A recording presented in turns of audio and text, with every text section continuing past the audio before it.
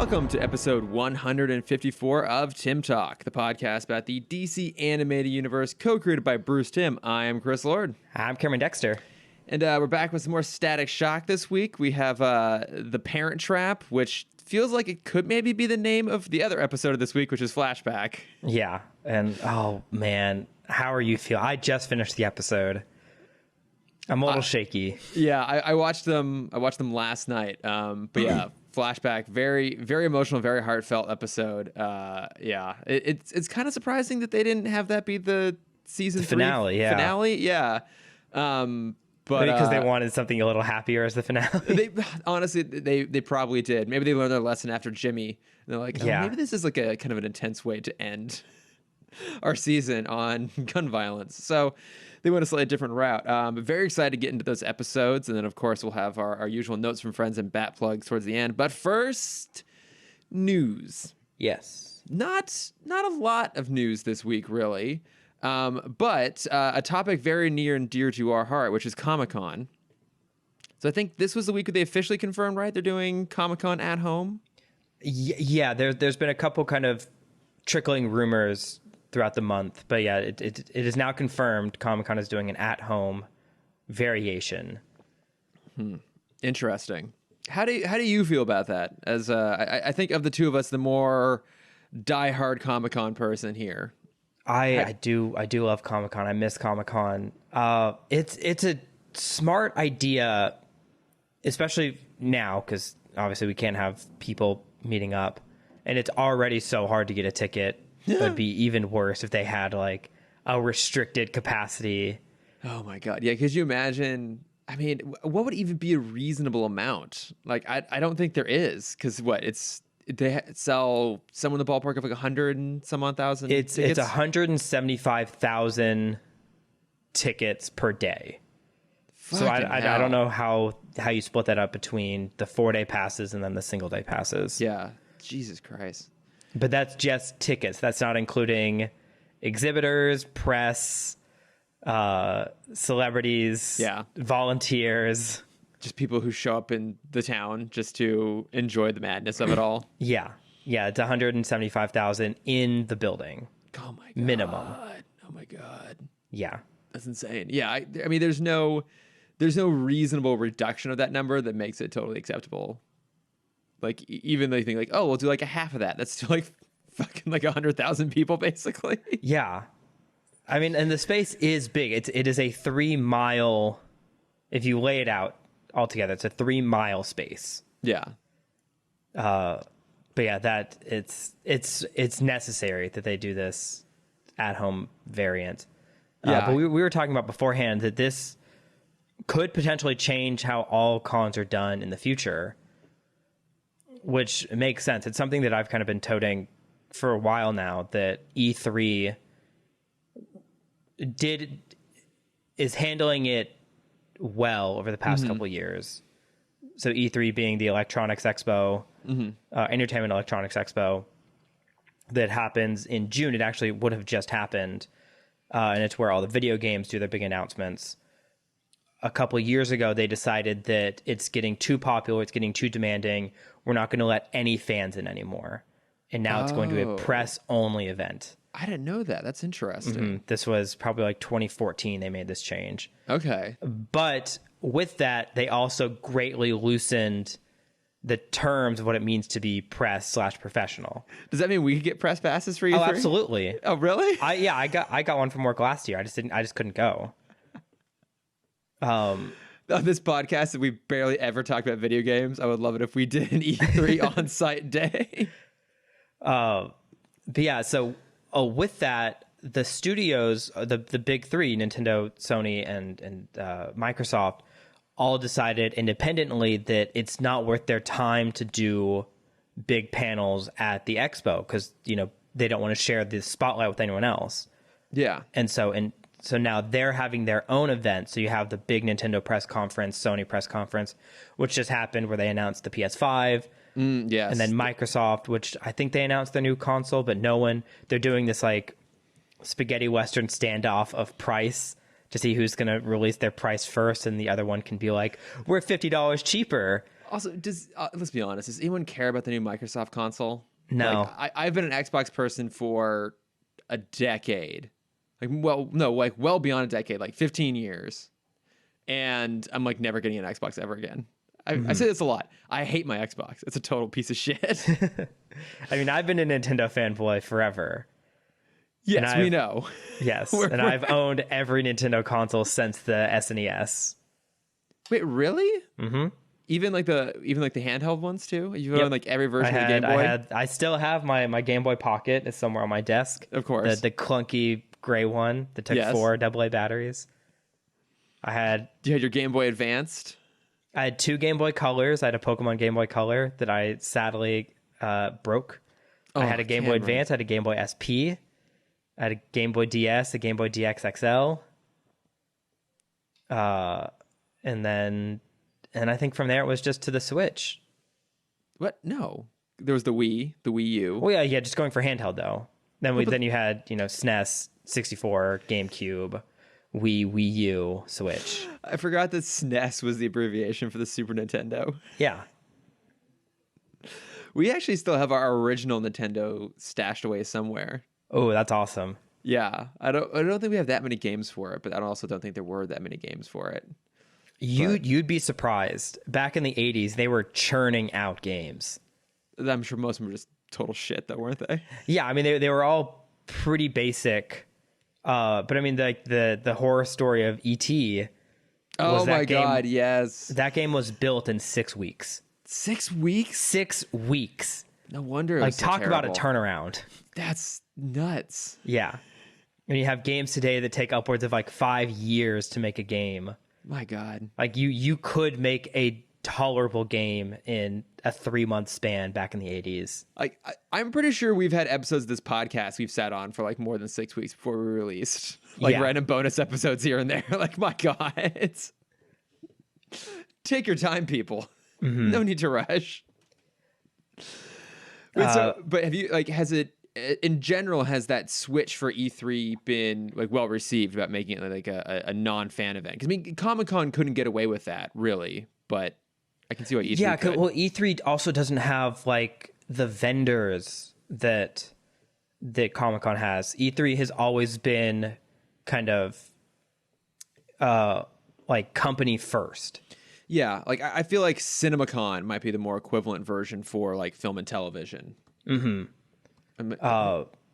And I think we need to just break up Comic-Con. I think the entertainment section can definitely be its own thing. Mm-hmm. And you can have a professional version, which will just be, what is it called up in the pavilion? It's not Artist Alley, but it's Artist something. Oh. And it's where kind of illustrators and animators can basically do on-site. Yeah. Not auditions. What's the word? Interviews. Interviews. Yeah. You can go up and it's I'm totally blanking on the right word to use as well, but it's basically the space where, independent artists, mm-hmm. Specifically animators can go and pitch their stuff basically to try and maybe get some work, right? Yeah. I mean, they just get a job. Yeah, because I've never done that because I can't draw for shit. I've walked by it a few times, and it's honestly really stressful just to see how nervous people, because it is the pinnacle of interviews. You get to talk to everyone in a 3-day span. My God, that's nuts.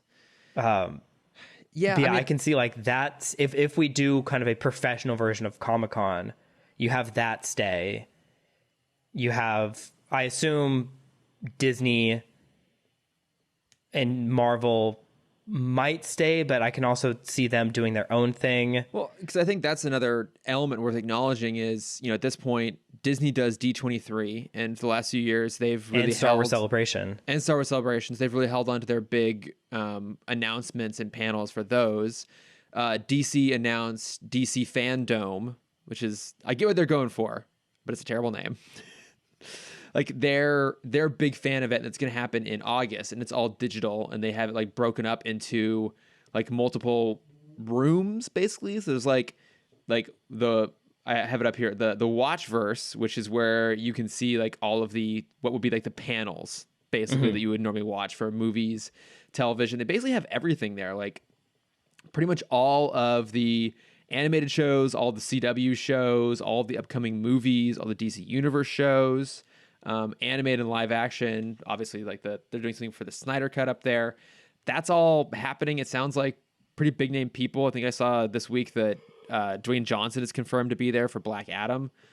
Like that's where your typical Comic-Con panels are going to happen. And there's like the U-verse, which is where all like the fans can show all of their artwork and stuff. There's a thing for kids. There's the Insiderverse, which is all like the deep cut stuff. So you're talking like the comic writers and TV creators kind of doing the more inside scoop stuff. And then something called the Funverse. I don't know what the fuck that is. But like something like this doesn't necessarily, I think, hurt Comic-Con, but if you factor in that the two major comic book movie studios at this point now are doing their own events, if you factor in that a online version is going to exist, I find it hard to believe that the version of Comic-Con as we know it, where it's literally like, as we've said, hundreds of thousands of people showing up from across the industry and also fans, to me, that doesn't seem like it's going to be a continuing sustainable model. And there's a lot of people are gonna be like, well, why the hell am I gonna have to go work so hard to get tickets? Because that's also worth acknowledging too. It's ridiculously hard to attend at this point. Why go to all this effort if one, it's gonna be almost impossible to get tickets, and then two, most of the stuff I want to see is gonna be put up online anyways. You can't even get into those panels anymore. Yeah, I do see this kind of happening in a cycle where I feel like we're gonna see a big change over the next 2 to 5 years. Where it will be an at-home focus. And you can kind of see this happening with E3 already, but as, once you have like the hard change of at home, then you kind of start creeping in the perks of being in person again. And then, 5 years from there, you still have this mecca of like, I could go see this I could just watch it at home, but now I know they're all here again. Yeah. And I bet that the exclusives are going to be one of the main ways they keep attendance going up again. Because like obviously this year, Comic-Con itself is officially canceled. So they're going to do, I think, some sort of online exclusives instead. Yeah. So all the main kind of collectible and toy companies have started making their announcements. Of the like Entertainment Earth has announced, NinjaBot, Diamond has talked about some of the stuff they're selling. It all looks pretty cool. I'm not going to lie. Weta is doing an online shop. Yeah. Well, it makes sense because they already had this stuff teed up, Yeah. They already have, like, it would suck. It sucks for there's that in-between section where there's the major exclusives, Artist Alley, and then there's like the small shop area. Yeah. That's usually right by the food court. I think they're going to suffer the most. Oh, absolutely. I mean, you can imagine there are a lot of businesses that rely in huge part on Comic-Con to get their name out there, to get stuff sold. You probably get a lot of people who have like built relationships with fans at this point. Like, I have friends who go to like the same artists every year to get stuff. I think we're going to see like people really hurt on this. What I think they should do, and I think I even talked about this before, is make the map interactable. Oh, that would be cool. So you can see the full map and just everything is clickable. So you can click on the Marvel booth and it'll direct you to, some landing page where Marvel stuff is happening. You can click on, this, and you can even do like team up with the Google Maps team and have like a street view of Comic-Con. Oh my God.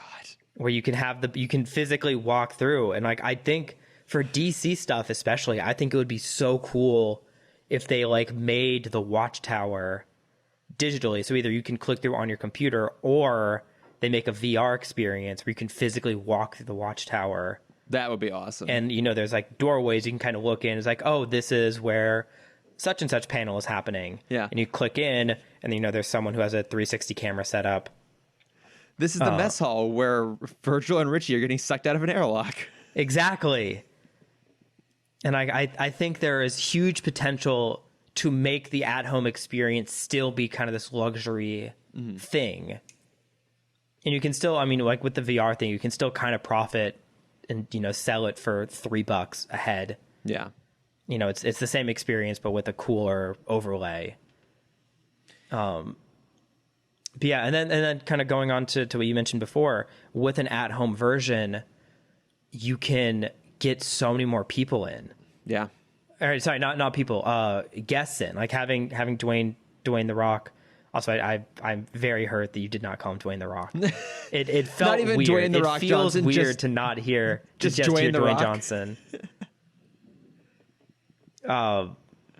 Like you can get those big names and so many more of those big names because they're just going to be in front of their computer for 15 minutes. Yeah. You can pay them the same amount and not have to deal with flying them out, setting them up in a hotel. Mm-hmm. Having to deal with the ravenous fans. I speculate that the major companies are now going to start doing some like cost evaluation on this, because I think across the board a lot of companies are going to start looking at what's happened during quarantine and realize like, oh, we don't need to be paying for like really expensive business trips. People don't have to be there in person. A lot of this stuff can be done over a Zoom call now that that's been like established as a norm. Mm-hmm. And I think that's going to extend into Comic-Con. Like that is an exorbitant cost for a lot of companies. I mean, and to be honest, like that's been one of the reasons why my love of Comic-Con has keep diminishing, is that at this point now it's like everything is bought out by companies. It's like you go there and it's impossible to get a hotel room because they've all been bought out by a company. Like all of the good bars and restaurants are like bought out for nights for like exclusive parties and stuff like that. And as just like a fan who wants to go and just enjoy being there, like it makes it harder and harder to do every year. And I suspect that a lot of these companies are going to go, why the fuck are we going to spend like, for some hundreds of thousands, for others probably into like the millions of dollars to have like a whole presence down there, when we don't have, exactly to your point, we don't have to pay for Robert Downey Jr. to be like staying on like Coronado Island to pop in for 10 minutes. Like we just get him over a VC and it's gonna have the same effect. Yeah, I will. So knowing some people that kind of work the event, there are some positives to having everyone in the same spot. Because I have my friend who's an editor for WB, or for CW specifically, and all the CW shows, they film kind of close to each other, but not close enough where they can all kind of like meet up in the same spot. Yeah.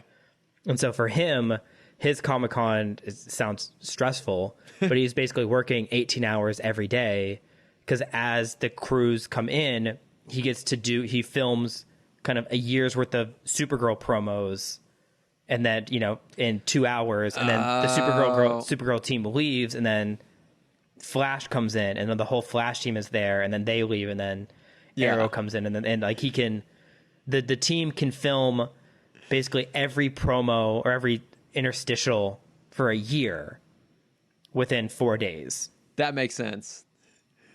In my mind, your friend is basically just recording all those old Disney Channel promos of just like that's basically what they do. Stephen Amell like hold the wand like you're watching the CW, and he like draws out CW with a wand. They draw it with their smolder though. But I mean that's basically what it is. It's kind of the crew coming in and being like, "Hey, what's up? I'm Gus. Gus Gustafson. What's his first name? Gustin? Grant." Look, someone probably calls him Gus. Gus Gustin. Yes, Gus Gusterson. I mean that's pretty much what it is. It's that, and then they'll do like, you'll have the entertainment people there. Like if you look in the back, they film it all in the boats because that's the cheapest area now. Like IMDb does all their interviews. They basically have the celebrities boat hopping. Yeah, that sounds amazing. They'll record their stuff for work, and then they'll do like interview, and then they're done. Yeah. I mean, that sounds exhausting, but also like I wouldn't mind hanging out on a boat. Yeah, right. I want to go. I want to go on the IMDb boat. It looks so cool. It does look pretty damn cool. I mean, are you going to participate in At-Home Comic-Con? I'll probably follow a little bit of it. Oh, okay. I can pretty much guarantee that I won't. Yeah, that's fair. Because I mean, you do have that issue now of like the issue that we've had for a while of it's all online. It's literally, we don't have to sit there and wait through a 2-hour panel when the highlights will be posted 15 minutes later. Exactly. The trailer will be up online. The panel highlights will be online. Like all the major announcements we could post it anyways. Like, yeah, what I could do in like 20 minutes on like Variety and comicmovie.com would save me from having to sit through like 3 hours of panels I don't care about. Yeah. So I don't know, it'd be interesting. Like I might check out a little bit of the DC fandom thing just to like see. I'm curious to just see how this sort of thing would work. Like, I'm curious to see like the flow of all of it and how well it comes together. But I mean, look, it's a nice idea, and I'm glad they're doing something. You know, it's like in lieu of being able to do proper Comic-Con, like a proper big fan event, like this is a nice way to like keep that fervor going.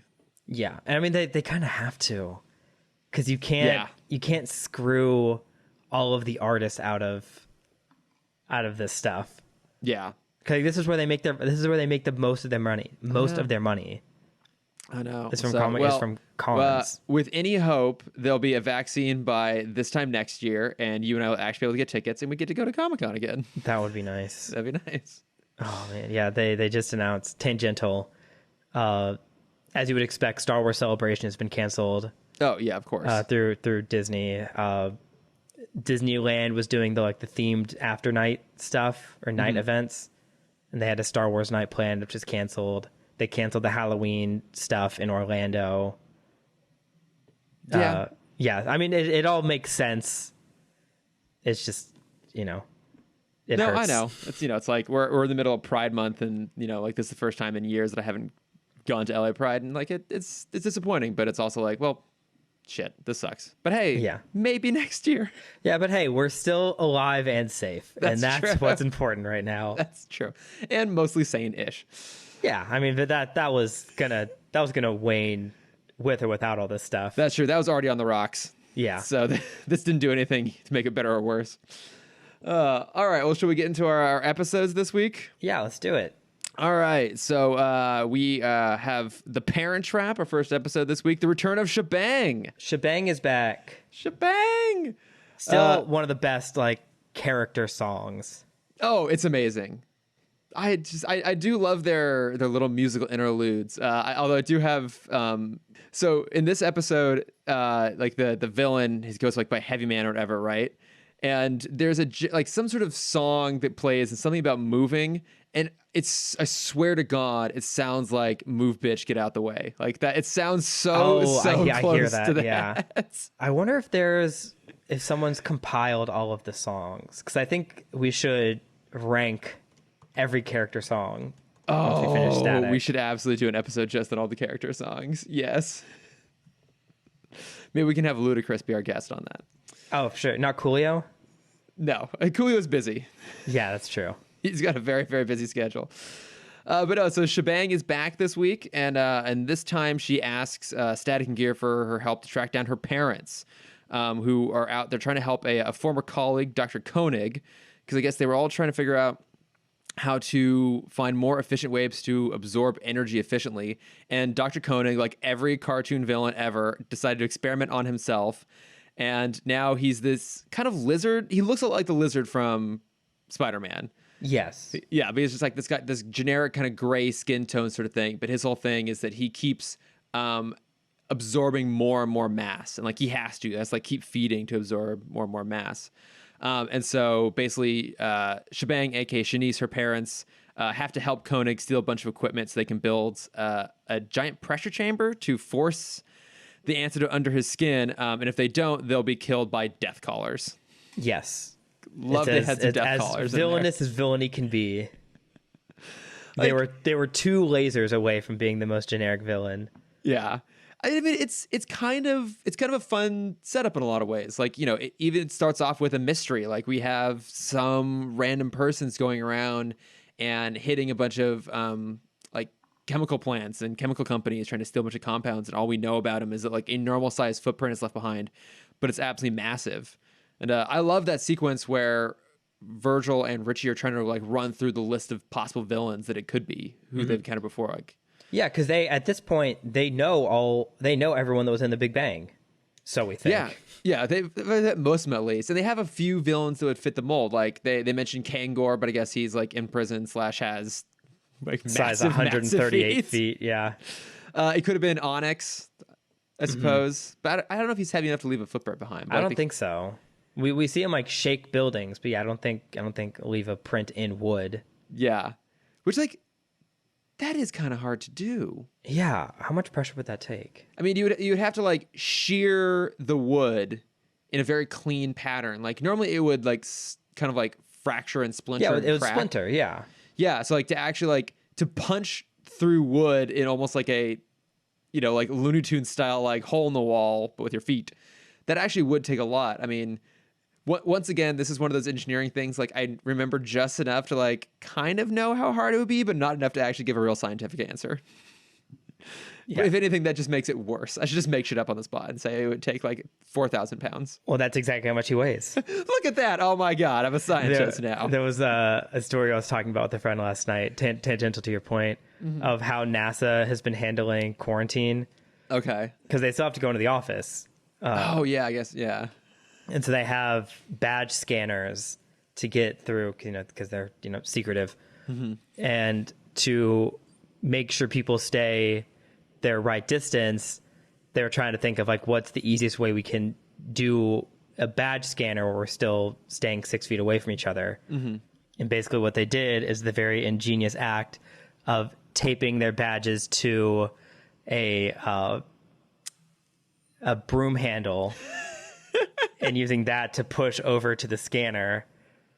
And like, these are the smartest minds, people. I was going to make a joke that they all of a sudden start wearing like old fashioned hoop skirts. Oh, I do like that. But to be honest, the broom handle thing is just about as idiotic as the joke I was going to make. Yeah, I mean, that is some Looney Tunes bullshit right there. Like, you kind of expect them to like build a little robot to like run around and like fetch like a self-disinfecting robot. Much work. Yeah, to go and like fetch everyone's badge and like truck it over to the scanner and come back. Yeah. That's what you hope what happens, but no, they just bunch of fucking broom handles. Yeah. Wait, does each person have their own broom handle? I don't know exactly how it works. I don't know if it's like if it's one broom handle, but then they're all using this. Then they're all touching the same broom handle. Yeah, it's no different than just touching the same scanner. Yeah. I don't know. I need to look into this more. Can you please do that? Can you please? I will. Do I'll an come back in-depth with research more report. quicksand facts and NASA facts.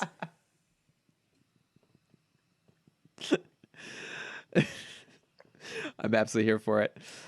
But yeah, no, it's like kind of a fun setup. It's also great to see Shebang back, who's just super fun. And yeah, she had such a cool dynamic to the group. Yeah, well, and I even love that she's so easily able to one up Virgil and Richie. Like the fact that she follows them back to their hideout and just like hiding in the corner and just like super casually just sees who they actually are. Yeah. Well, yeah, which shows like any villain could have done this. Yeah, Armadillon could do that. Ebon could do it, or Bandman could do it. Yeah, Ebon especially. Yeah. Wait, has Rubber Bandman ever been to their hideout? No. I guess this is the only other hero that's ever been there. Because I also feel like sometimes they're really lax about taking people there. Like, don't they even take? Oh, I don't know. I seem to recall them like taking someone there recently, like Time Zone in the next episode. I can't remember, but they do take Time Zone. Yeah, before she's a hero, when she's just Nina, they take her to the gas station. Mm-hmm. Yeah, they're not being very secretive about this. No, at all. And because the other one I was thinking is Brainiac is there, but he's inside backpacks. That doesn't count. Yeah, but I mean, we also see how lax their security is, considering that when they open the door, it's just Virgil zapping with his powers. Yeah, because they clearly have no like door locks or light switches. Which makes you wonder, how does Richie get in without Virgil? He doesn't. That's true. Yeah, it's one of Virgil's like really subtle ways. Well, let's be honest, not that subtle, of reminding him who the real hero is. Yeah, he has a superiority complex. Oh, he absolutely does.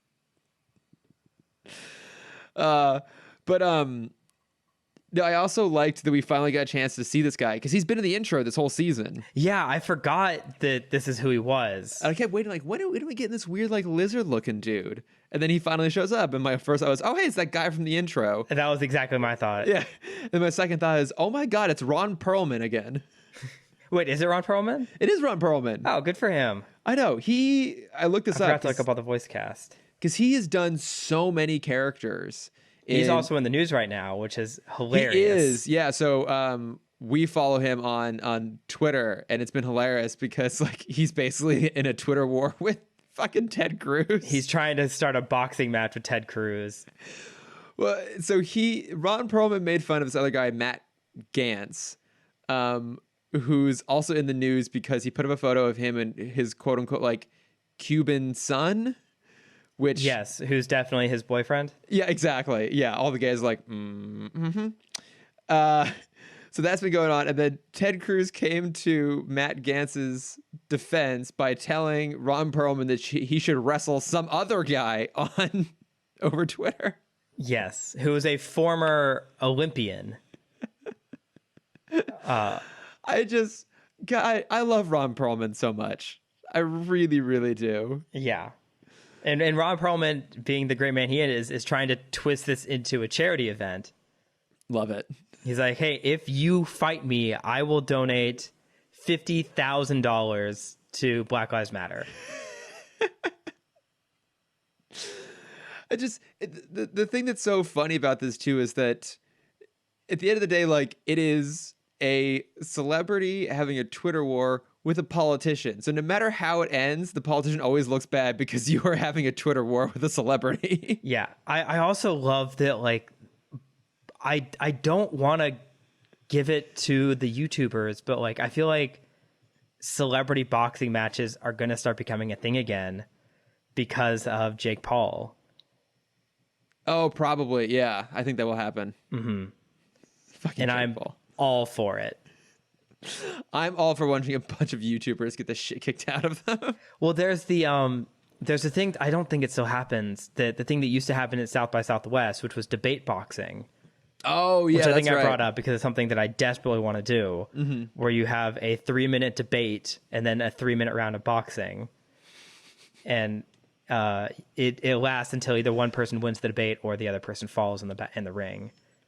Not to confuse it with boxing chess, right? Which is the same idea, but they bring in a chessboard for 3 minutes in the middle of a boxing ring. Cameron, should you and I do a charity event where we do debate boxing about which is the better Scooby-Doo movie, 1 or 2? Would you be down? Because I would love to box you. Let's be honest. What this ultimately ended up meaning is it would be a charity event to watch me get trounced in both a debate and at boxing, because you box every day. I would get the shit knocked out of me. If you're willing to get into the ring, then sure. It would be you getting also like 5 years worth of pent up annoyance at me out in the boxing ring. It's just gonna be me on the ground at a certain point. You're just kicking me like, this is for all the times you cut me off on the podcast. No one cares, Chris. Actually, to be honest, I might be down for this. They only want to know about quicksand. Oh, wait, hang on. Now I've got it. I've figured out how we up the ante on this. Oh, the loser falls into a vat of quicksand? No, the whole thing happens in quicksand. Okay, yeah. I'm down. In which case, I'm still going to lose. I'm going to end up drowning in quicksand, inevitably. But, so I looked it up real quick. Can you remember all the different characters that Ron Perlman has voiced in DCAU so far? Oh, no, not at all. Okay. So I would confuse him with Clancy Brown too much. Okay, fair. So the more famous ones, of course, are Clayface, Jax Ur from Superman. Yeah. The other Kryptonian. Orion. Yeah. He also voiced Driller from the BTOS episode POV. Okay. And then also Mr. Tarnower from the episode Mudslide, also featuring Clayface. I don't remember that character at all, but he kind of looks like Mr. Peanut as a human. Okay. So, and then, of course, here he is as Heavy Man. There was a post that I saw a couple days ago talking about the next villain origin movie people want to see is Clayface. Yes, because they make it an ensemble film, but it's all just Clayface. You film it like in Ocean's 11, but then you realize at the end that it's all just the same guy. It's all the same guy. Or you can do it that Bob Dylan movie from like what 10, 15 years ago now with all the different actors playing Bob Dylan. What was that called? I don't know. I've never heard of that one. I'm Not There. Okay. So I've it's never heard of that. Christian Bale, Kate Blanchett, Marcus Carl Franken, Richard Gere, Heath Ledger, and Ben Whishaw. Oh, really young Ben Whishaw, clearly, from 2007, all playing like different versions of Bob Dylan. Oh, that's interesting. Yeah. Dude, I love me some Bob Dylan. Yeah. I've always wanted to create a game show, though, which is the contestants they hear a piece of music and they have to guess whether it's Bob Dylan or a kazoo. That's good. That's good. I challenge you to differentiate the two. I really do. Go pitch that to SNL. I will. But no, it's always good to have some Ron Perlman back in the episode. I mean, what do you think about Heavy Man as a villain in general? Like, do you like him? Do you think he's kind of silly? There's one aspect that I enjoy because he is supposed to be, he's a scientist. He's a smart person. Yeah. And we see that in one instance because usually when we have a smart villain, they never actually use their brain. No, they're usually an idiot. But it's when he's fighting Static the second time. And instead of trying to physically fight him, because obviously Static is in the air, he can't get to him. Mm-hmm. What does he say? He said, let's have a test in structural engineering. Oh, and then yeah. he just disintegrates the main support pillar to knock out Static. And I'm like, that's smart thinking.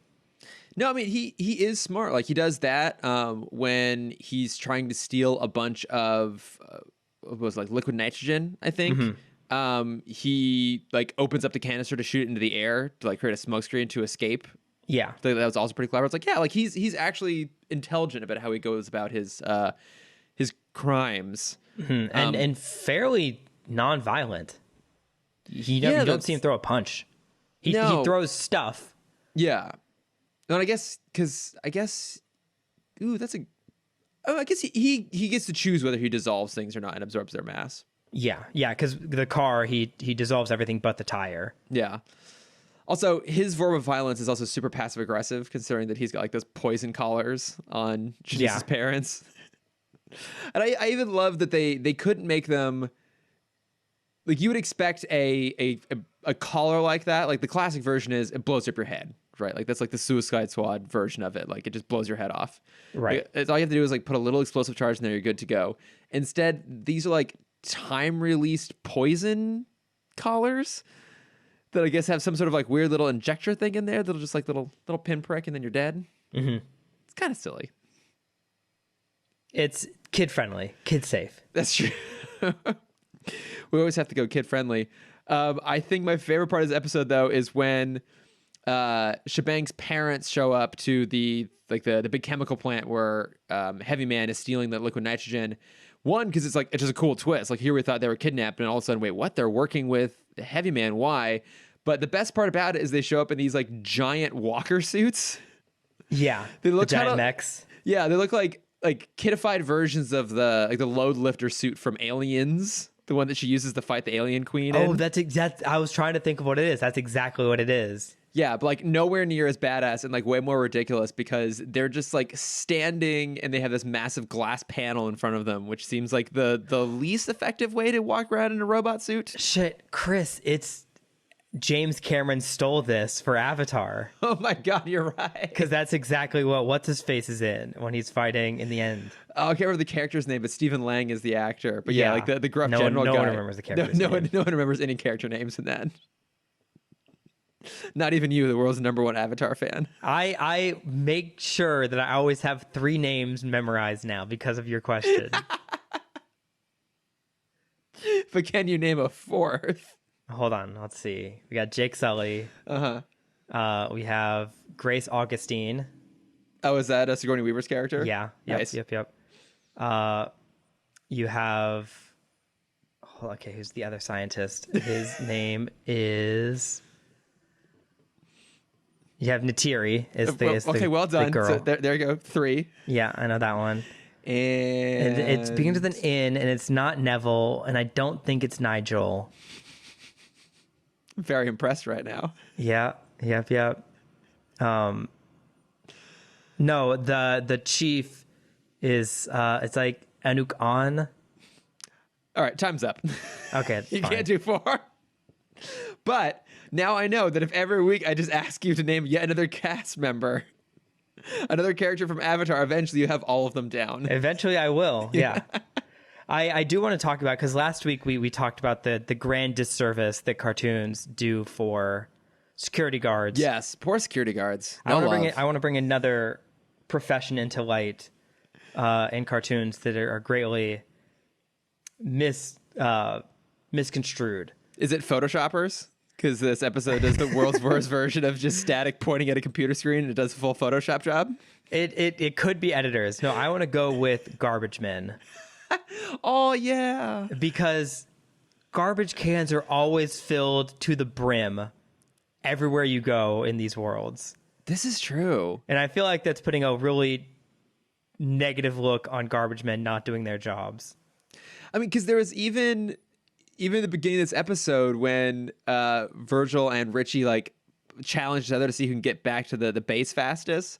Like when Richie is like roller skating on the side of a wall, he passes a garbage guy, and you're waiting for like some sort of moment. Mm-hmm. Like you're kind of expecting it to be one of those things where like, you know, like in his haste, like Richie like scares this guy and he drops his can. He's got this big mess on the ground or something like that. Like you're kind of waiting for this poor guy to like have like an aw, like you poor guy moment, but then nothing happens. Yeah, no, he's so used to this. But then I wanted to bring up another point for you, Chris, something that is going to make you very angry. Will it now?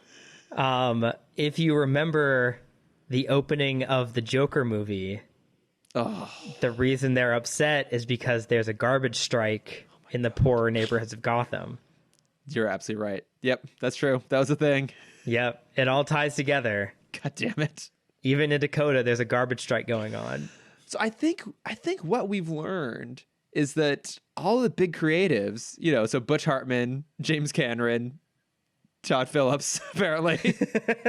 Those big names. So those big name creators have just been stealing stuff from Static Shock this entire time. Constantly.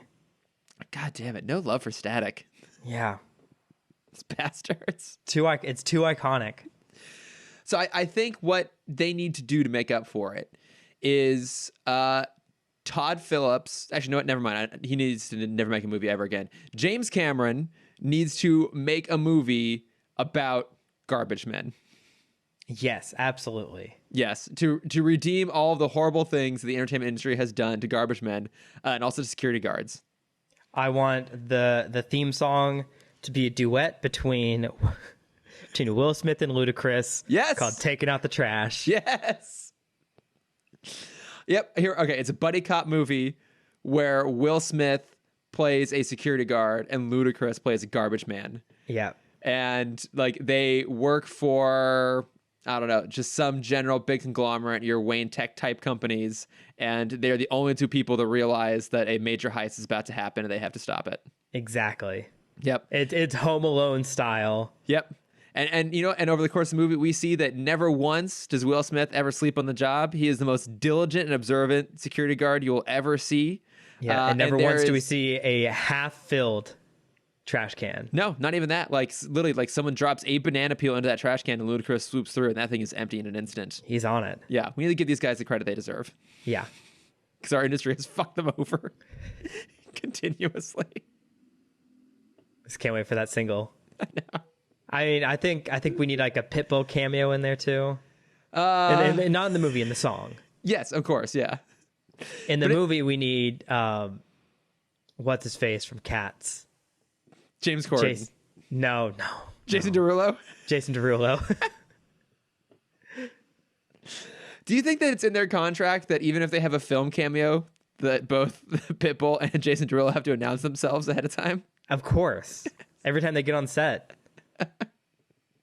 Jason Derulo, as weird as this is, has become like a viral TikTok person. What the? Of course he since quarantine started. He chipped his front tooth doing a video. Yeah, the world is weird right now, Chris. Do you think that Jason Derulo's alarm in the morning when he wakes up is just him saying Jason Derulo, lest you forget who he is? Of course. You know what it is, Chris? I just realized what it is. He has that mental problem from 50 First Dates. Yeah, the 50 First Date syndrome. Yeah. where every morning he has to say his name, and that's how he knows that he sang the song. And just like That in 50 poor First guy. Dates, it was Adam Sandler who first caught on and taught him how to keep it going. Yeah. God damn it. Oh, I can't. I was talking to someone about Adam Sandler the other day. Have you watched the Sweeney Todd movie? No, I haven't seen it. Okay. Never mind then. Okay. Very exciting. You should watch it. It's great. I might watch it at some point. Tim Burton's kind of hit or miss for me sometimes. I mean, I think the music in it is amazing. Okay. Alan Rickman has a beautiful voice. Oh, Alan Rickman. He sings a weird duet with Johnny Depp, Love it. who actually has like a really good voice in this movie. I'm not too surprised by that, actually. I can kind of Yeah. see that. Oh, goddamn.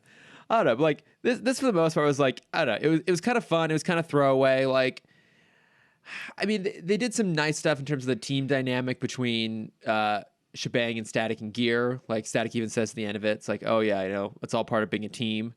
And they sort of like semi-invite her to be a part of the team whenever she shows up again, which I think she does, right? I feel like she has at least one more Yeah, she has one more episode next season. episode. Okay. Yeah. But I don't know. Like, overall, a little bit forgetful for me. Yeah, Forgettable. Yeah, I don't think this is a necessary episode. No. I did like, though, at the very end, once Heavy Man has like finally absorbed too much mass, and then he just like basically like steps through and just like cracks through the parking garage, just like keeps falling and falling and falling. I thought he was just gonna keep going. Yeah, I thought because we have like a Superman villain that just like fell to the center of the earth or something. That sounds vaguely familiar, but I can't quite recall. I mean, Jack Sewer got sucked into a black hole. That's not quite the same thing, is it? Yeah, I don't think that's what I'm thinking of. But yeah, I was expecting like them to have this kind of traumatic moment where, yeah, he just keeps falling deeper and deeper. Yeah, and so he gets stuck down there, and then the only way he can get him out is to wheel him away on like that massive crawler. Yeah, Which I'm pretty sure it's basically supposed to be like the Saturn V crawler. Like the giant transport they use to like actually move the the Saturn V, for those of you who don't know, that was like the rocket that the Apollo program used to get to the moon. It's like, I think to this day, the world's largest rocket ever built. It's absolutely massive. And so they had this huge transport crawler, which looks just like the thing in this episode. But it's basically like this massive platform on these huge tank treads, because they had to move the Saturn V from the facility where it was built out to the launch site. And like that's basically the only thing in this universe that can handle the mass of Heavy Man. Yeah, you do feel for the guy a little bit, because this isn't a Big Bang problem. A Big Bang problem? Oh, I see. I was like, Yeah. as in the Big Bang Theory? Yes, this is not Sheldon's problem. Yeah, you're right. He's not a bang baby. He's just like, but like, I also don't feel bad for him because he was stupid enough to experiment on himself. Right. Well, like, At least do this in Gotham. Like, come on, don't do this Okay. in another city. that is actually now that is the third profession that this universe has completely shat upon, which is like research scientists. Like Yeah. in this universe, all research scientists conduct experiments on themselves. I mean, that's a greater comic book problem, Yeah, that's absolutely true. because that's every Spider-Man villain. Yeah, pretty much. I mean, that's most Marvel villains. I think that was the thing, is like Marvel in the 60s, Marvel was known for their human characters. And so every villain was just a misunderstood scientist. Yeah, like this poor guy Yeah. who's basically just a lizard. Yeah, I was going to say Lizard, Vulture. I mean, it's literally all of them, Yeah. except for maybe Shocker, who I think is just some dude with electric gloves. Yeah. But I don't know. Electro. Yeah, I don't know my Spider-Man villains that well. I don't know. Any other major thoughts on this guy? I think that's it. I'm ready for the emotional All right. gut punch that is Flashback. Yeah. So flashback. Very topical. Yes, today. very topical. I mean, this would follow under, what we've kind of referred to as like the very special episodes of Static Shock. But even that feels like it's sort of damning it with faint praise. Like it's a really good emotional episode. But basically, Static and Gear come across this girl, Nina, who's being chased by Ebon, and she has the ability to travel through time. So Richie builds her a device that lets her control her powers, and she becomes the hero Time Zone. But while they're testing out the device, they get attacked by Ebon, and the four of them end up going back 5 years in time to the night of the Dakota riots, the Dakota gang riots, which is the night that Virgil's mom was killed. Yeah, so I mean, strangely topical, but also very, very emotional. And so while they're there, they're basically trying to stop Ebon from unleashing the Bang Baby gas 5 years earlier during the riots, but at the same which time, I think is a great, like a great villainous act. It is. No, it makes a lot of sense. Like his whole thing is he wants just more Bang Babies, and he wants to be able to control them, and and this would be, if you think about the circumstances under which the Big Bang itself happened, which was just more like a gang fight, but on a much smaller scale. This would be on a huge scale with the city kind of pushed to its limits, and to unleash it then would be crazy. And then you also, you run the possibility that there aren't heroes like Static and Gear to step in and try and correct things too, that it just goes completely out of hand. So they're trying to stop that, while at the same time Virgil's trying to save his mom. And because this is one that you've been talking about a lot as we've been going through the series. Like, how did it hold up for you? Had you seen it? When was the last time you watched it? Oh, probably 5 or 6 years ago. Okay. This is one that I can't rewatch a lot, because it does still make me pretty emotional. Yeah. Because that ending is such a gut punch. It really is. No, it's such a good episode, and it does. We can spend a minute if we want talking about like time theory. I don't want to, but we can. I think this episode follows what I think is referred to as like the predestination version of time travel, which is basically like, I guess you could say it's the Harry Potter time turner version. Yeah, once it's happened, it's already happened. Exactly. Yeah. So the version of the past as we know it was already the result of someone having traveled through time and yes, it is fully things. set in stone. Yeah. So, basically the idea at the end of this episode is that there was no way for Virgil to go back and save his mom, and if anything, he already did go back and save his mom. And there's a few other little things they throw in here to kind of support that idea. One of them being is that during the chase with Ebon, when he's driving around this massive gas tanker filled with the Bang Baby gas, Static and Gear accidentally destroy the gas station that is now their hideout. So it's like, now we know how it got destroyed, because they always were, there during this time. They always destroyed it. But the other element of is that we can believe that Static always went back in the past and saved his mom from getting crushed under a building, and he always talked with her, but that she, as a result, always went off to go back out in the city to try and like save more people, because she's an EMT, and ultimately she's killed by a stray bullet. Yeah. But this is going to sound pretty common for you now. Okay. But I think this should have been a two-parter. I should have guessed that, but why do you think it should have been a two-parter? What about it would you have done? Well, one, I just wanted to spend more time with his mom. Okay. It is surprisingly rushed. They basically only have one scene together, which I was expecting more. But I mean, that in itself kind of like plays up to Virgil, of like, even though all he wanted to do was spend time with his mom, he heroic still took charge. Yeah. Which is exactly what his mom did too. Yeah. So I think you go into Ebon a little bit more. I like opening on the memorial. I thought that was beautiful and well done.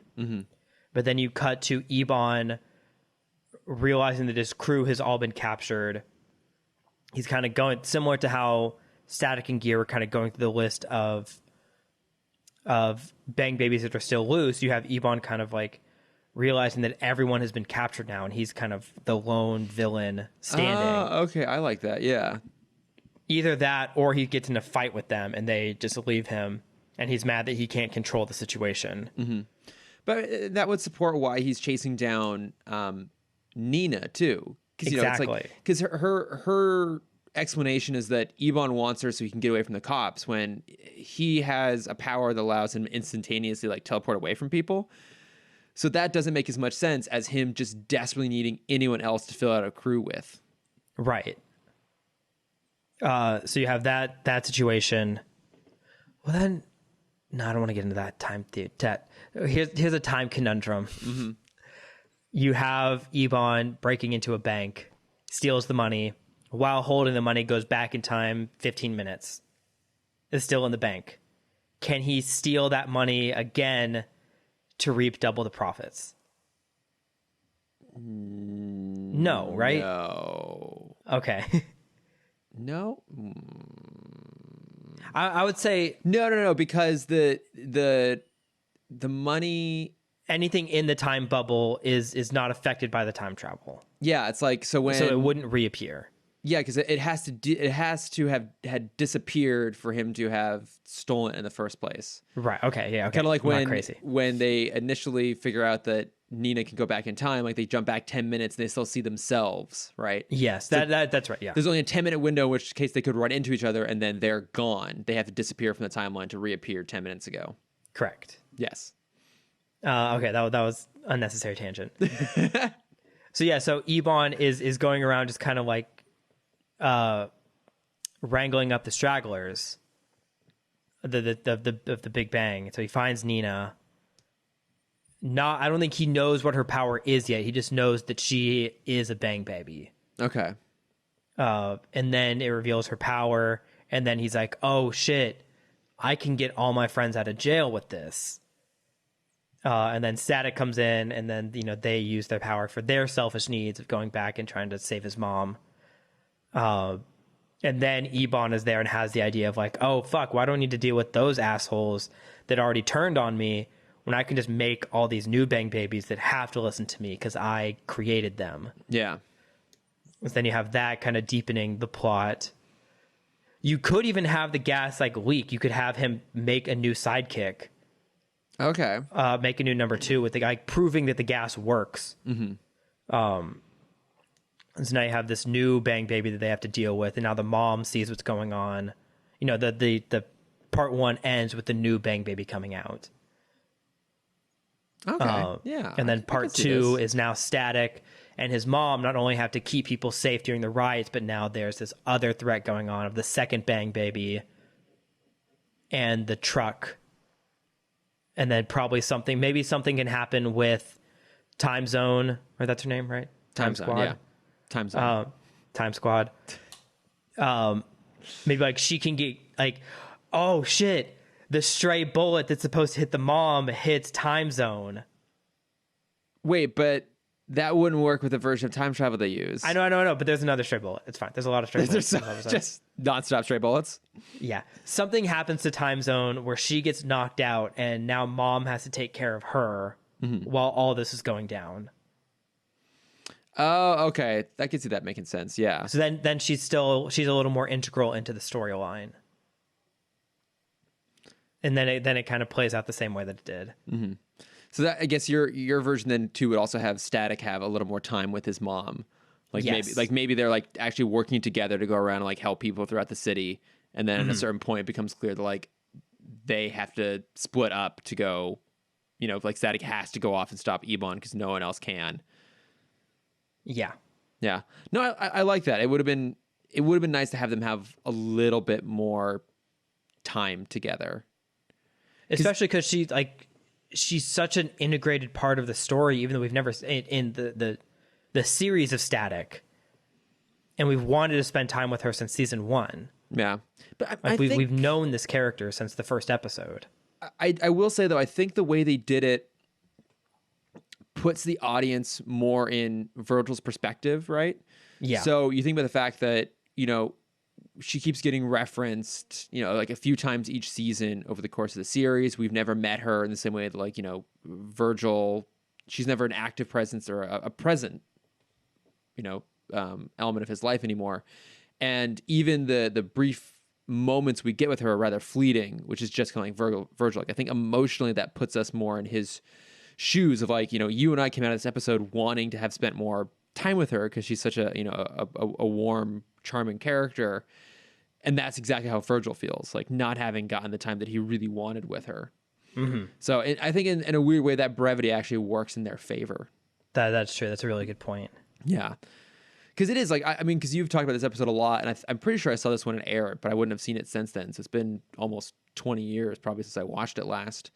And in my mind, like they spent a lot of time together. Like I was expecting their interaction to be longer. And so I was like the whole episode. Yeah, I was kind of surprised by how much prelude there was in this episode before they even go back in time. And then even when they're there, it's really, really brief. But again, like I guess it does kind of make sense that it would be fairly short. Like when he's telling her to stay on the roof, like I knew that's how the episode ended. And I was like, oh, this feels like it's really early on in the episode. That's weird. And then, yeah, they don't get any more time together. And it's genuinely heartbreaking too when, Virgil sees that she's back out on the streets, like as he's getting pulled into the future.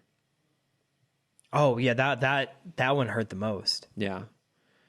And then Virgil's kind of, I want to say like B emotion plot is when he's talking to Richie, he has that moment where he's like, I don't remember my mom very much. Like that's something that I can never get back. Yeah. He's forgetting her. It's been 5 years and he was a kid. Yeah. And like, I get that. I don't have a lot of memories of my dad. Yeah. But then him kind of going over at the end of like, this is something I'm never going to forget. Like that was awesome. I think that's the point that like gave me the biggest gut punch. Yeah. Cause he got that time, just that little bit of time even. Well, and that he got to see her as like, almost like an adult. I mean, okay, at this point he's what, 15 or so, but given what he's gone through, like he's matured a lot, and I mean, he's grown up in a lot of ways. And so to have that moment's really sweet. And then of course what, his dad comes in and says like, she kept talking about how proud she was of you and that you were her superhero. It's just like, oh my God, like just absolutely heartbreaking, but also incredibly touching. Alan Burnett, hey, fuck you. What? Oh, for making you feel? Yeah, for writing this episode. I was like, why? He did such a nice thing. Like, oh, right. Yeah, he made you have the feelings. I don't want to feel. I don't have time for feelings right now. Just want to be a robot. I got shit to do. Also, this was John Semper Jr. who wrote this, not Alan Burnett. Oh, did he direct it? I don't think it has a credited director, actually. Oh, I thought I saw his name. Maybe he did the episode before. Maybe he did Parent Trap. Yeah. No, it was, this was the teleplay by Dennis Cohen, one of the producers, and then written by John Semple Jr. Okay. So, but no, it's a really, really touching episode. And I know that the Dakota, gang riots, I'm pretty sure the creatives have come forward and said that it's sort of loosely based off of the LA riots from the 90s. Oh, absolutely. You can see it in that opening shot. Yeah. What I thought was interesting is that they don't really give a lot of context here. They basically say that it was just like a rolling blackout happened during a super hot summer night, and then gang violence just started popping up left and right. I thought I guess to be fair, it would have been hard to really get into the politics of the riots, because like that, I think like that's the one thing that they don't necessarily carry over from the real life situation was the true like racial tension in politics that caused LA riots back in the 90s. Like they don't get into that here, which I guess that'd be very hard to do in a short period of time in a kids show. And also it is a kids show. Like I think they have to try and go for like the simplest version possible. Right. But yeah, I don't know. I guess in my mind, seeing them portray it that way, to me, maybe sort of undercut the reality of that a little bit. And it's, I think, only relevant because we're seeing such similar things happen again now. Yeah, I think the way they did it, where kind of everything was in silhouette and there was no real detail in any of the flashback shots, minus the mom. Mm-hmm. I think that kind of helped me a little bit, because then you can kind of put anything behind there. Yeah, that's true. like obviously I think the LA riots are most prevalent for us, one because we live in LA, but maybe it's different for people in Chicago, Baltimore, Dallas. Yeah, you can kind of fill that in with whatever you need it to be. that's true. Yeah, it becomes a little more I don't want to say universal, it's a weird word, but I see what you mean. Yeah, like it becomes ambiguous. Yeah, yeah, like it just allows it to kind of stand in. It more becomes more of a generic stand-in for this same sort of situation you can see play out across many different cities. Mm-hmm. So, but yeah, I guess I was hoping, because this show has never shied away from being very pointed in terms of its commentary, its social commentary, its political commentary, and I guess ultimately that's not what this episode was about. Ultimately it was about his relationship with his mom, which I think is a much stronger story anyways. But just given that we've seen them be so upfront with their commentary, and I guess I was hoping to find some sort of like topical reference now, given everything that's going on, and it wasn't quite there. But I mean, that doesn't undercut the emotional impact of this episode, which is, I'd say, probably the best of all of them so far. Mm-hmm.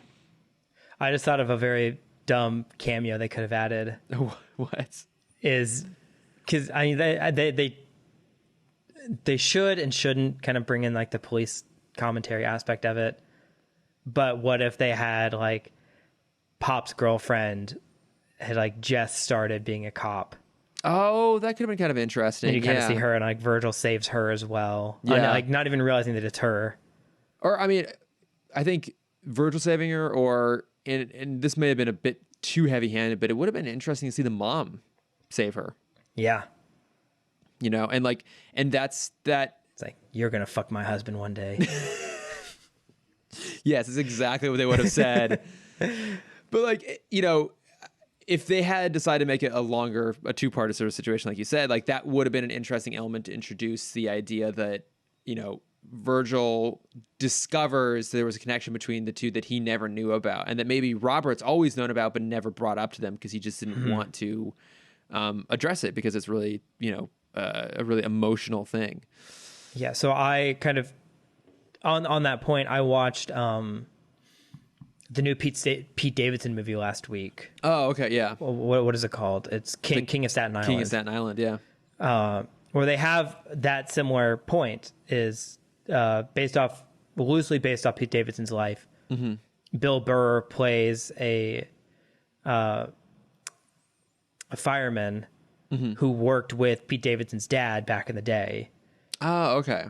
And so he has this awkward connection. But, towards the end, they finally was like, hey, tell me stories about my dad. Like, I know what my mom tells me, and kind of like his fatherly side. Like, what was he like as a bro? What was he like as a friend? Yeah. It's a completely different person. It's a different story. Yeah, it's a completely different POV. Yeah. But yeah, that movie's good. I think people should check it out. Okay. Is it like 45 minutes too long because it's a Judd Apatow movie? Honestly, I think the pacing was pretty good. The first like 30, it's nothing like what the trailers portray it as, I don't think. Okay. The trailers kind of played up more the aspect of him talking with the little kids. Because he has to, he's a bum, a 23-year-old bum. Mm-hmm. Part of the deal of staying at home is he has to walk Bill Burr's kids to school every day. Oh, okay. And so the trailer shows like that being the main bulk of the film, was like him kind of doing therapy with this 8-year-old and 6-year-old. Mm-hmm. But no, that moment is very brief. And it's good. That is like a good amount of time he spent with those kids. And then the rest of it is him kind of dealing with Bill Burr becoming a new father figure, who is almost the same father figure. And, he can't get close because he already lost one dad in a fire. How can he trust another fireman? Yeah. Okay. Well, actually, it sounds pretty good. I might check that out. I had a few little moments that I loved in this episode. One is when Gear explains the device the time zone uses to control time, and he describes it as being just like rewinding a VCR, which even in 2003 would have been kind of a dated reference. Yeah. I love that for me beat out Static name dropping Britney Spears is the most dated reference in the entire episode. Love that. I missed that one. Yeah. It's Ebon sees them and goes on the run, and he says, Static says something like, "Oh, who are you expecting? Britney Spears?" Oh, that's good. Which is pretty great. And then I also love that at the very end, because one of the things that one of the ways that Nina uses her time travel ability is she travels back in time to stop herself from ever getting powers. And Virgil's trying to understand how that works. He's like, wait, but if she went back in time, how did we ever meet her? Or how did she ever have powers in the first place? She doesn't remember us. And Richie just tells him, like, just don't think about it. Just don't worry about it. Don't question it. And it reminded me of Austin Powers 2 when they're trying to explain time travel. And Austin's like getting all caught up in the minutia of it, and he goes cross-eyed, and Basil Exposition. Like, oh no, I've gone cross-eyed. Yeah, it's like, hey, Basil Exposition looks at him. It's like, just don't worry about it. And that goes for you all too. And he just looks straight at the camera. I appreciated we now have a third female background character, because the last shot is Nina playing basketball with Frida and Daisy. Because you can't see one without the other. That's absolutely true. They're inseparable now. Yep, and now there's a third. I mean, any other major thoughts on this guy here? No, it's great. Everyone should definitely go rewatch this episode. No, I'd say this is definitely one of the best episodes of the show. It's absolutely excellent, and super, super heartfelt. So, all right. So, just a couple quick notes from friends here. A few people write in. So, the lovely guys over the Watchtower database wrote in to say that because we were wondering if that was the last appearance of Clark Kent last week. Not of Superman, but of Clark Kent when he showed up in Dakota. And they said that Clark actually briefly appears at the end of Divided We Fall in JLU. Okay. So we get one more Clark Kent moment. Good to know. And thank you guys for always jumping in to save us, because we don't know what the fuck we're talking about. But then also we had Wonder to Win on YouTube write in to say that, Cameron, you were wrong. Yeah. Chrissy Carlson Romano does not sing the Kim Possible theme. It is in fact sung by Christina Milian. Yep. That hurts. And I apologize. I apologize to all the listeners. I actually have a speech written. Hold on, let me get real quick. Yes. We've dedicated the rest of the segment just to Cameron's apology. Yes. My dearest Timm Talk listeners, Disney fans, Cameronites, any who listen, I've made a grave mistake, and I've hurt many of you. I feel like I'm untrustworthy. I'm unresourceful. I don't know where I'm going with this. Ditto. I agree with all those things, Cameron. Yes. I apologize for spreading incorrect news. Well, you know me as the established villain of the podcast. I couldn't pass up an opportunity to publicly shame you. That's fair. So, where it hits the most, your Kim Possible knowledge. But I think you said you had some notes from friends too. I did. I got a note from a few of my friends, Carol and Mark. If you guys are listening, Dylan. They're all notes directed to you, Chris. Oh, really? They are. What did I get wrong? What you got wrong is your taste in entertainment. I mean, that's fair. Because I accidentally leaked it to them that you have still yet to watch Avatar: The Last Airbender, my favorite show of all time. Yes. Which is now available on Netflix. Yes. And is still 1 month in the top 10 most watched things on Netflix. But I have not contributed to it yet. Yes. Because I haven't watched it. You need to. Now, wait, is Korra also up on Netflix? It is not, but you don't need to watch Korra. But I did watch Korra. I did watch all of it, right? Yeah, but Korra can wait for a little bit. Okay. So there was a 5-year gap where I had to wait between Avatar and Korra. Okay. So you can wait a little bit too. I can wait 5 years. So, okay. Cameron, I will reveal this to you. I have not watched it. I know. I'm going to, because it is on Netflix and I really can't get away with not watching it. However, I had a plan in place, which was that I was going to secretly watch all of Avatar and not tell you until we were wrapping up our final episode of Timm Talk, and then I was going to drop it on you so you never had a chance to talk about it on air. That is impossible. I will talk about it with or without you. I've had this plan for like 2 years now, actually. And I was fully committed to it, but now at this point, there's really no way for me to justify that, because I'll just get publicly shamed again and again. Well, I was going to say that would be the other twist of that I've seen the Dawn of Superman this whole time. We've just been lying to each other. Yeah. That's the real twist of the podcast. Is Yeah, we just never wanted to give the other satisfaction. Exactly. So I will start watching it. I just finished my rewatch of Star Wars Rebels. It's excellent. Good. I'm getting caught up on Harley Quinn, which I'll be done with very, very soon. Once I'm done with that, that will become my new show that I watch while working out is Avatar.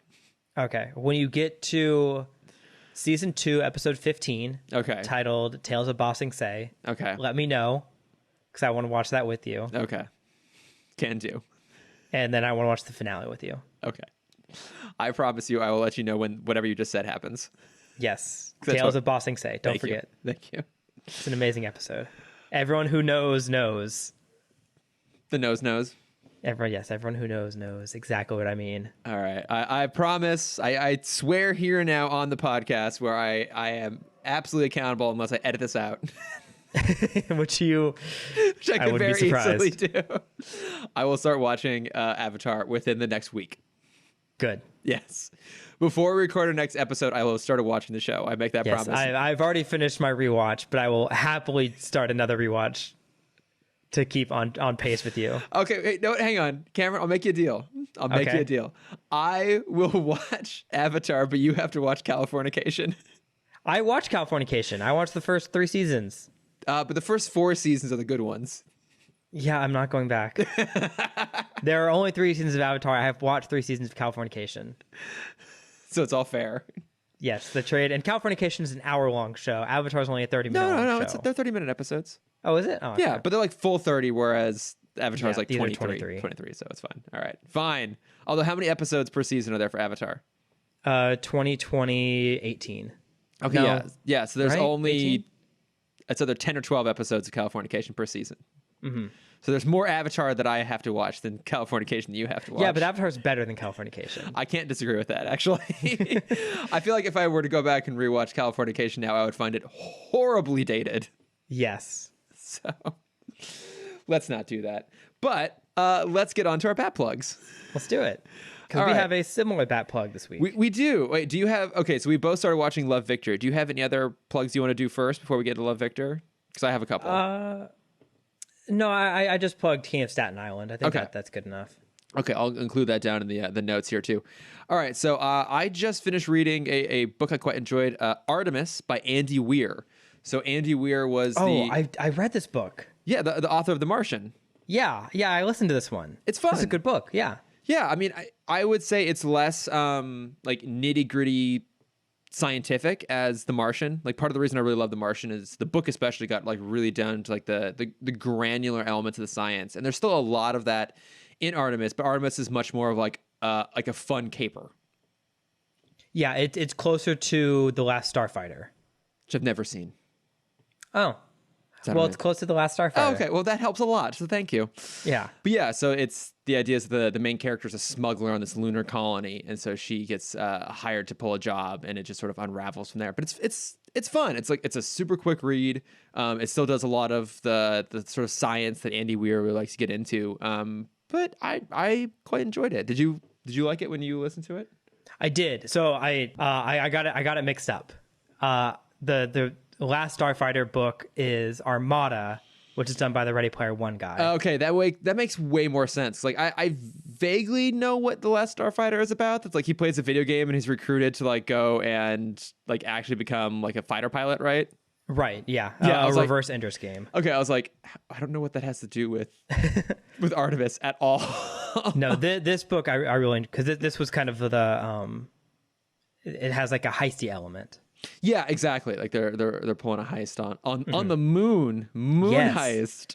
And one of the, if you want to do the audiobook, it is voiced by Rosario Dawson. Oh, I love that's why I really enjoyed it. Okay, no, but it's super fun. I highly recommend it. Real quick, easy, good, fun read. So I read that, and then I watched the 2 seasons of Dead to Me on Netflix. Oh, how was that? It's really good. Okay. It's really, really good. So it's Christina Applegate and Linda Cardellini are the two main characters, and then James Marsden is like the male lead in it as well. Oh, I love all those people. And I don't really want to get too much into it. Like I'd say like the because there's a lot of twists and turns, and it's super fun, and like especially season 2 is really darkly comedic. But the general idea is that Christina Applegate, her husband was recently killed in a hit and run, and she doesn't know who did it. And then she meets Linda Cardellini's character, who also recently lost a loved one, and they sort of develop this friendship. But of course, there's crazy twists and turns, and it's gets kind of soap opera-y, but like in the most fun, absurd kind of way. But it's really good. Like everyone in it just puts an amazing performance, especially the Christina Applegate and Linda Cardellini, and especially in season 2, like Christina Applegate's character gets like just throwing these amazing like dry one-liners, and she's an absolute wordsmith, and when it comes to swearing, and it's really really good. So 2 seasons, 10 episodes each. They're short, like between like 30 and 35 minutes. Real quick, easy watch. It's a little bit slow to start, but I highly, highly recommend it. It's a great, great show. And I think they're doing more seasons, but I'm not sure how long it'll be before they come out. I think the new ones just came out. Okay. But highly recommend that. But yeah, and then we have a shared bat plug, and we both started watching Love, Victor. So what have you thought about it so far? I'm really enjoying it. I would love your perspective, because it deals with similar to Love, Simon, deals with a high school kid kind of dealing with how to properly come out. But then you have that interesting twist where he gets I'll spoil the first episode. He gets a girlfriend. Yeah. And so now he's kind of in this confusing space of, what am I? Yeah, I like it so far. I'm not loving it. I like his specific story. I think now in kind of I think I'm on episode 5. I don't care about any of the side characters. There's a little bit of that. Yeah. I have talked about this before, though. Like, I really loved Love, Simon. Like, for me, it's like the character that I've most resonated with ever in a movie. And part of the reason I love that movie so much is it felt like a really, really thought out, meticulous film. Like, the casting is great on it. It's funny. I think the music really helps set it apart too. Like, it feels cinematic. And to me, so far, Love, Victor feels a little bit flat. Like, I don't find the lead to be particularly charismatic, although I find some of the supporting characters, particularly his female love interest, I like her a lot. I think she's really... Oh, yeah, she's great. She's really charming. So from that alone, I find it just to be a little bit half-baked. Like, so Nick Robinson, who played Simon in the movie, basically returns in a capacity where he's doing like voiceover as he's corresponding with Victor. And I even find like he feels like he's kind of phoning it in a little bit. And then I thought that the best character from the movie, which is a drama teacher. Texting, he's phoning it in. Well done, Cameron. Well done. Thank you. Also, hang on. I'm doing it because you couldn't. Hang on. I'm here for the dad jokes. Happy Father's Day. Happy Father's Day. I saw something. It was a picture of Sam Jackson. It's like, it's also called Happy Motherfucker Day. Oh, I'm so here for it now. So here for it. But no, I thought the best character in the movie was the drama teacher, Mrs. Albright. And I even find the one scene I've seen with her so far in the show, her performance just didn't have the same sort of like energy. And I just don't know if the writing's quite there. They're not getting quite the performances. But so just from that perspective, I found it a little bit flat so far. But I do agree with you that I'm interested in the story they're telling. I think it